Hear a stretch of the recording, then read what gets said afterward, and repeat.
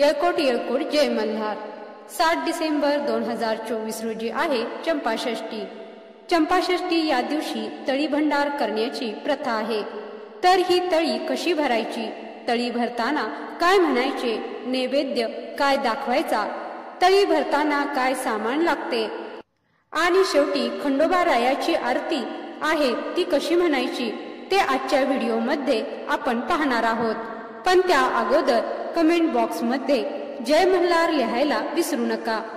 तर कुलस्वामी खंडोबा असणाऱ्या कुटुंबात अमावस्या आणि पौर्णिमा या दिवशी आणि काही कुटुंबात विजयादशमी आणि चंपाषष्ठी या दिवशी तळी भंडार हा विधी केला जातो।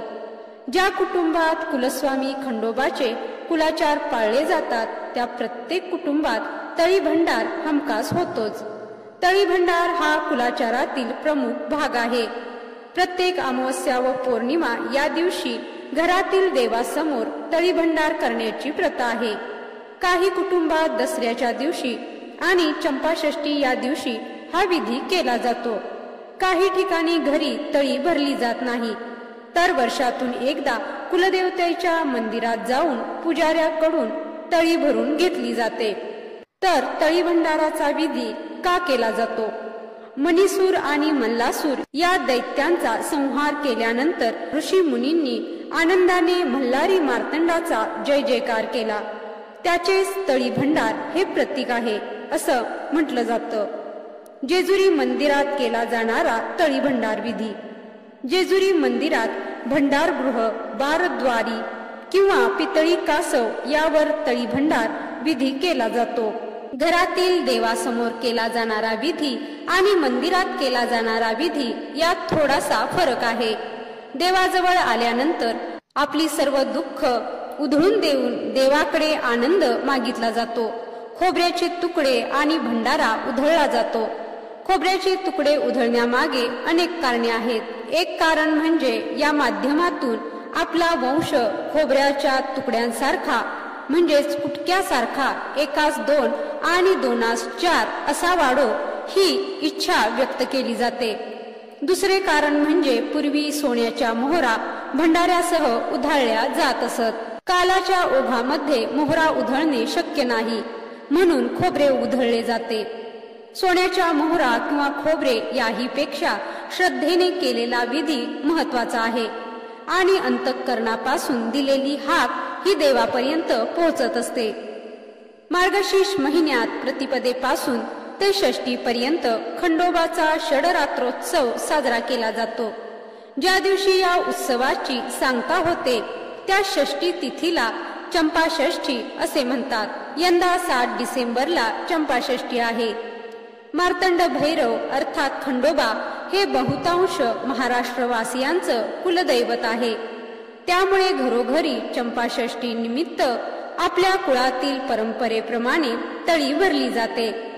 चला तर तळी भरण्यासाठी लागणारे साहित्य यासह काय तयारी करावी, तळी कशी भरावी हे आपण जाणून घेऊया।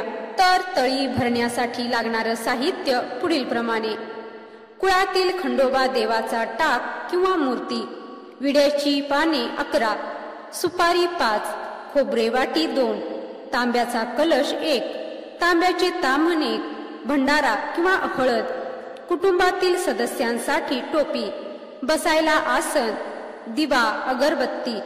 चंपाषष्ठी या दिवशी खंडोबा देवाला कणकेचा रोडगा, वांग्याचे भरीत, भाकरी, पातीचा कांदा, लसूण असा नैवेद्य अर्पण केला जातो। आता पाहूया तळी कशी भरावी। तळी भरणे हा कुटुंबातील एक कुळाचार आहे, त्यामुळे कुटुंबातील प्रत्येक सदस्याचा यात सहभाग असणे आवश्यक आहे। तळी भरण्यासाठी जमिनीवर बसतात, त्यामुळे तळी भरण्यासाठी बसणाऱ्या व्यक्तींना बसण्यासाठी आसन टाकावे। त्यानंतर तांब्याच्या कलशात पाणी भरून त्यात 5 विड्याची पाने टाकून त्यावर खोबरे वाटी ठेवावी। ताम्हणामध्ये हा कलश, विड्याची पाने, सुपारी, देवाचा टाक अन भंडारा ठेवावा। कुटुंबातील सदस्यांनी डोक्यावर टोपी घालून तळी भरण्यासाठी बसावे। तळी भरण्यासाठी 3, 5 किंवा 7 अशा विषम संख्येमध्ये पुरुष मंडळींनी बसावे।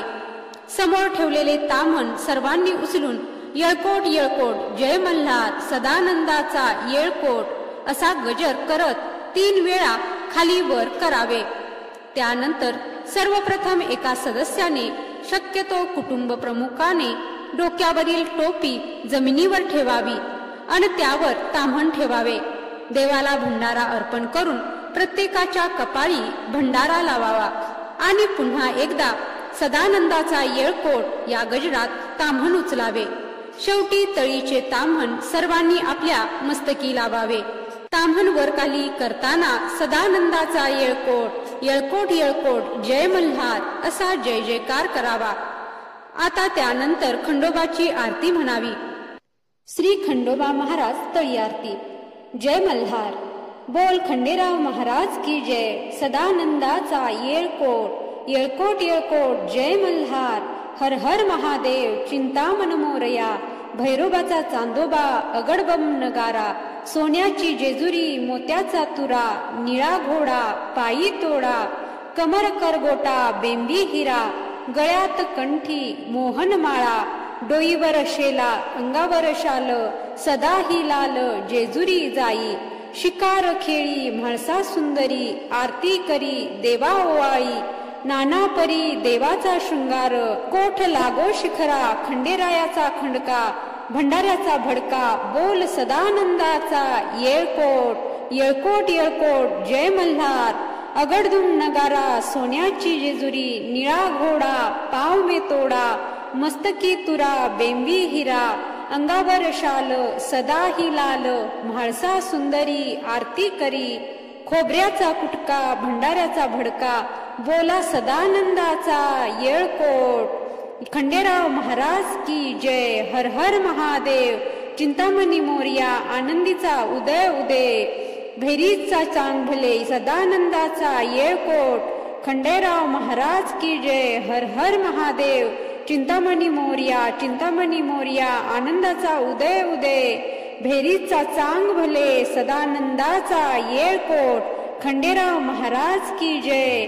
तर अशा प्रकारे तुम्ही खंडेराव महाराजांची तळी आरती शेवटी म्हणायची आहे आणि ही आरती म्हणून झाल्यानंतर सर्वांना खोबऱ्याचा प्रसाद वाटायचा आहे। त्यानंतर तुम्ही देवाला नैवेद्य दाखवायचा आहे आणि तुमचे उपवासही त्यानंतर सोडायचे आहेत।